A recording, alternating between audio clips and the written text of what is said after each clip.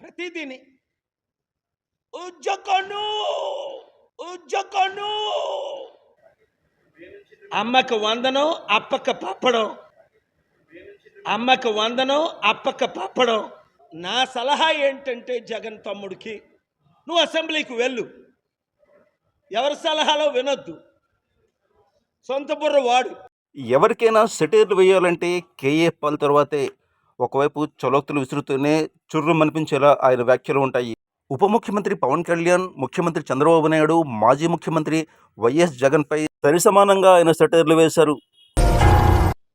ప్రతిదిని ఉజ్జకను ఉజ్జకను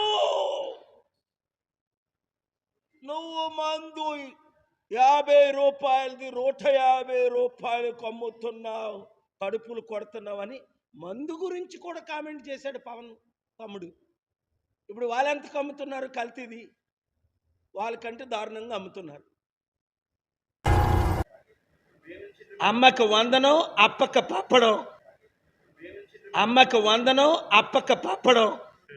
చంద్రబాబు నాయుడు ఏమైనా ఇంప్లిమెంట్ చేస్తారంటే ఎవడన్నా నమ్ముతాడా? 9 నెలలు అయింది, ఆల్మోస్ట్ 300 రోజులు. అప్పుడే చెప్పాను, వీళ్ళకి బుర్రలేక, ఈ రాజకీయ నాయకులు, ఈ ఎమ్మెల్యేలకి బుద్ధి లేక ఈ గాడిదలు ఏం చేశారు?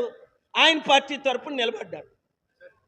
అదే ప్రజాశాంతి పార్టీ తరపున నిలబడితే పంపు పెట్టి 5 లక్షల కోట్లు అధికారం లేకుండా తెచ్చినోడిని 50 లక్షల కోట్లు తేలేనా? ఇప్పుడైనా 2 తెలుగు రాష్ట్రాల్లో గ్రామ స్థాయిలో ప్రజాశాంతి పార్టీ తరపున పోటీ చేయండి. మనల్ని అడిగినోడు లేడు, మనల్ని అడ్డునోడు లేడు. కమాన్, లెట్స్ కంటెస్ట్. నా సలహా ఏంటంటే జగన్ తమ్ముడికి, నువ్వు అసెంబ్లీకి వెళ్ళు, ఎవరి సలహాలో వినొద్దు, సొంత బుర్ర వాడు. ఎమ్మెల్యే అయింది అసెంబ్లీకి వెళ్ళడానికి, ఎంపీ అయింది పార్లమెంట్కి వెళ్ళడానికి.